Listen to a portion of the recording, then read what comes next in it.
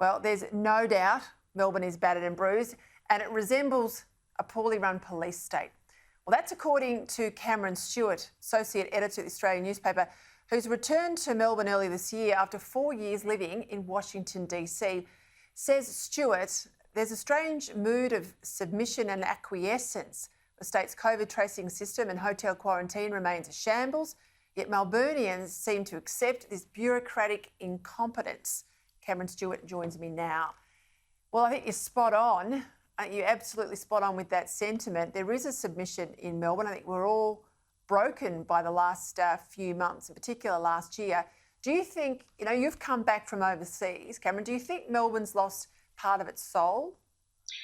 I really think it has, Peter. It's been a dispiriting experience, to be honest. I was living in Washington, DC for 4 years, and they certainly didn't handle COVID very well over in the States. But interestingly, this is the other extreme, of course, Melbourne. And coming back to my hometown, it's been quite a shock. I've spent a couple of weeks talking to all sorts of people around town for a cover of the magazine, for the Week in Australian magazine story tomorrow. But really, what I've found is that Melbourne has been a lot more battered and bruised, and I think the rest of Australia realises by that 4-month lockdown last year. I mean, we're seeing it in every aspect of the city, even now, 7 months later. We're seeing the CBD not recovering, the lowest, the continued high office vacancies. It's the most sparse CBD in the country. Businesses are going to the wall everywhere. Psychologists are overbooked with young children, teenagers and adults, swamping them for services. There's a mood, I don't know how I'd explain it. It's something I haven't really sensed in Melbourne before. It's a real sense of almost defeat, almost like people are cowed by the very strict rules that are put on them and the sudden lockdowns at a drop of a hat with a couple of COVID cases. It's a very different city to what I left, and I'm quite surprised by it.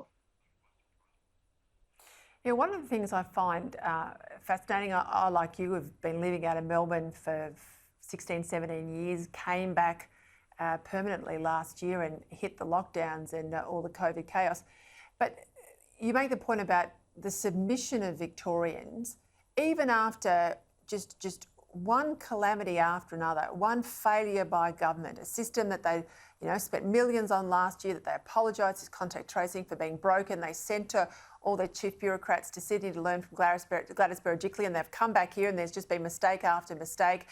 The circus with the QR code. Only today is it mandatory in Victoria, just today, this Friday, for there to be use of only the government QR code. That's been going on interstate for 10, 12 months.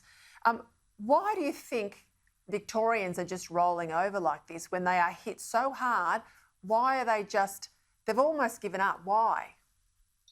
Well, this is the great question. I mean, why is this the case? I mean, Dan Andrews obviously is more popular than unpopular, and so certainly the majority of Victorians do back it. But I just found it fascinating, Peter, coming back from the States and obviously looking at the terrible situation Victoria went through last year, and the tempers that are aroused in people when you question something that Dan Andrews has done. And in my case, my simple question was genuinely a journalist's question to people, and that was why wasn't there ministerial responsibility with Dan Andrews as far as the disastrous hotel quarantine breakout last year? And people really who support him strongly just don't look at any ministerial responsibility in that respect at all. I find that pretty fascinating. I was just surprised that is such a strong feeling here in Victoria.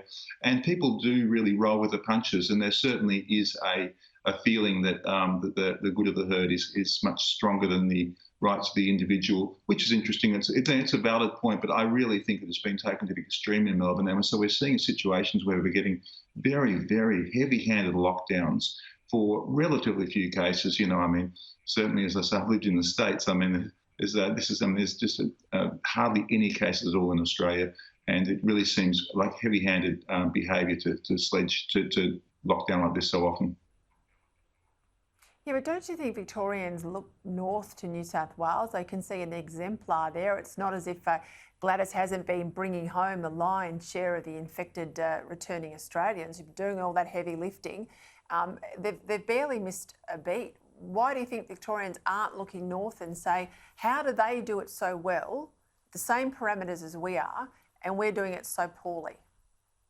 One wonders whether there's a lack of confidence there. I mean, I guess you could say the same to some degree about West Australia as well. I mean, maybe a lack of confidence, especially in Victoria, because of the stuff ups last year, and the fact that every time there's a break in Victoria, it does seem to spread faster than many other states. I think there's probably a lack of confidence in the government in taking the sort of New South Wales course of action, which is a real shame.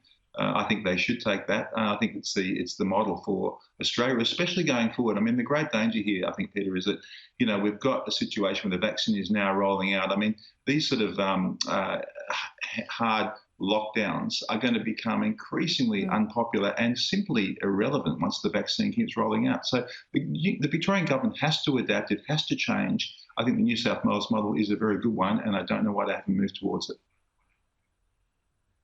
Yeah, well, you get the government you vote in, and Victorians chose this government. So we'll see what happens next year. Election in November.